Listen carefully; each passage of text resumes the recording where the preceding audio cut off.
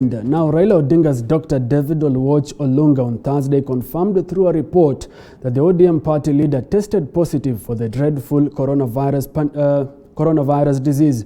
The big question, however, is does it really come as a surprise? Let us take a trip down memory lane, not so far ago, when ODM leader Raila Odinga visited the coast region, starting with Taita Taveta County, where he was welcomed by the MP Teddy Mwambire.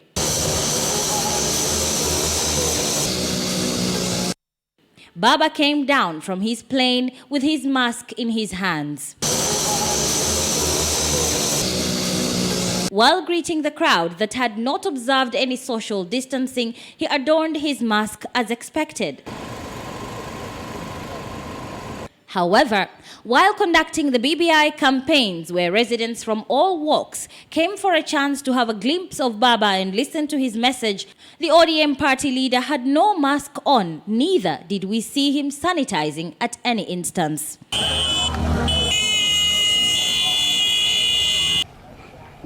I'm going to talk about BBI tomorrow. I don't know why you want me to preempt what I'm going to say tomorrow. Other politicians who accompanied him seemed to follow the same trend and appeared either oblivious or negligent of the Ministry of Health COVID-19 preventive measures. Needless to say, this was the same case when he went to Kilifi County. ODM!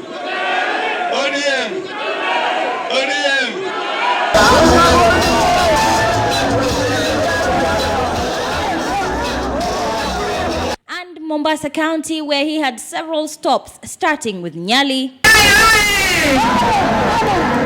Chuda, and Likoni, where he set camp to address area residents together with other politicians.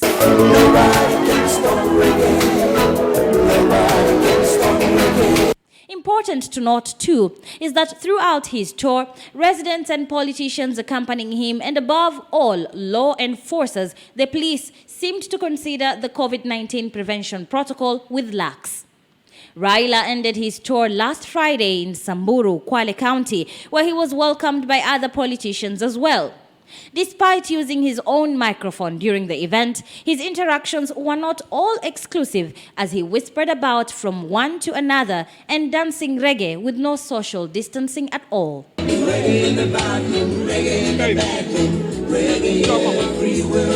All this while, he did not have his mask on. Now fast forward to about 20 hours ago, Raila Odinga tested positive for the dreaded COVID-19 virus. This prompting human rights group Haki Africa to call on all politicians and media personnel involved in Raila's recent BBI campaigns to get tested for COVID-19 and proceed on quarantine so as to prevent the spread and new infections, if any. Considering Raila's age, 76 years old, Baba is, according to the Ministry of Health guidelines, supposed to observe minimum outdoor activities and avoid crowds as much as possible. And that his tour involved visiting what was once considered the hot spot for the virus. It then begs the question, does it really come as a surprise to Kenyans that Raila Odinga tested positive for the novel coronavirus? Mariam Mwacharo, TV 47.